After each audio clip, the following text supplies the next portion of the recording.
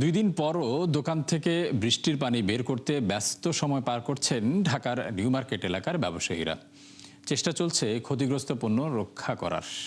উদ্যোক্তারা বলছেন, এই সমস্যা পুরনো হলেও উদ্যোগ নেই সমাধানে। আর দোকান মালিক সমিতি বলছে, এই ক্ষতির দায় নিতে হবে সিটি কর্পোরেশন ও ওয়াসাকে, না হলে আইনি পদক্ষেপের হুঁশিয়ারি সমিতির সভাপতির। আরও জানাচ্ছেন রাকিব হোসেন।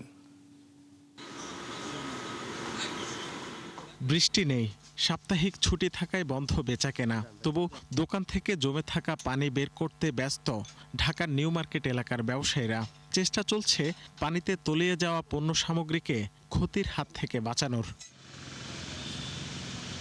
রোববার টানা বৃষ্টিতে ভয়াবহ জলাবদ্ধতার কবলে পড়ে পুরনো এই বাণিজ্যিক কেন্দ্র। এতে নষ্ট হয় বিপুল পণ্য সামগ্রী, সেই সাথে আশঙ্কাজনক হারে কমে যায় ব্যবসা বাণিজ্য। একেবারে নিচের মালগুলো সব ডুবে গেছে, তো ওগুলো বের করে এখন বস্তা করে রাখছি। এখন ওই আজকে ছাদের যতটুকু শুকান যায় আর কি। যখন ভালো সময় আসে তখন সবাই আসে খোঁজখবর নিতে, এই দিতে ওই দিতে, বিভিন্ন জিনিস ছাওয়া পাওয়ার মধ্যে থাকে। আর এখন যে আমরা কষ্টতে আসছি, কেউ কার মনে করেন যে এখন খোঁজও নিতেছে না। 3 দিনে কোনো দোকানদারি করার মতো কোনো ক্যাপাসিটি নেই। রোববারে সকাল 6টার থেকে বৃষ্টি, মনে করেন রোববারে রাত 1টার দিকে পানি নামছে। ব্যবসায়ীরা বলছেন, এই সংকট নতুন নয়। বিষয়টি সিটি কর্পোরেশন ও ওয়াসার নজরে আনা হলেও সমাধান আসেনি দীর্ঘ সময়েও। তাদের মতে, একদিকে দুর্বল ড্রেনেজ ব্যবস্থা, অন্যদিকে দায়িত্বরত প্রতিষ্ঠানগুলোর অবহেলা, এই দুয়ে মিলে ঝুঁকিতে পুরো এলাকার বাণিজ্য। যারা সিটি কর্পোরেশন লোক আছে, এরা এটা ড্রেন যা আছে এগুলিরে ময়লাগুলি পরিষ্কার করা, সব ক্লিয়ার করে রাখলে তাহলে মোটামুটি পানিটা এতটা জমে না। তবে এবার অনেক বেশি ক্ষতি হয়েছে, যেহেতু রাস্তাঘাট পানি উঠছে, দোকানে অন্যান্য আমাদের এই মার্কেট থেকেও আমাদের সামনে যে ভাইরা ব্যবসা করে ওদের অনেক ক্ষয়ক্ষতি বেশি হয়েছে। ভোর রাত্রে থেকে শুরু হয়েছে, যা হয় এটা ঘুমেতে উঠছে 8টা 9টা থেকে জানে, এরপরে আসে 9টা 10টার দিকে অনেকে আসে মানে দেখেছে তার পানি ডুবে গেছে, মালামাল নিতে পারে নাই।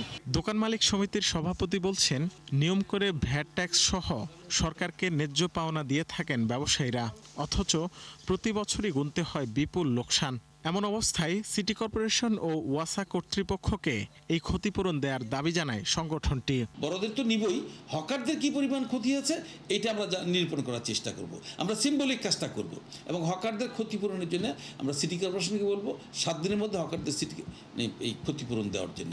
সিটি কর্পোরেশন এবং ওয়াসা দুজনে মিলে ক্ষতিপূরণ দিবেন। কোত্থেকে দিবেন আমরা জানি না, যদি ওদের ফান্ড না থাকে ওরা প্রয়োজনে বেতন থেকে নেবেন। আর আমি সরকারকে অনুরোধ করব, এই ধরনের ঘটনার জন্য যারা দায়ী তাদেরকে তাৎক্ষণিকভাবে বরখাস্ত করেন। শুধু নিউ মার্কেট নয়, টানা বৃষ্টি আর জলাবদ্ধতার প্রভাবে ক্ষতিগ্রস্ত অন্য এলাকার ব্যবসা বাণিজ্য।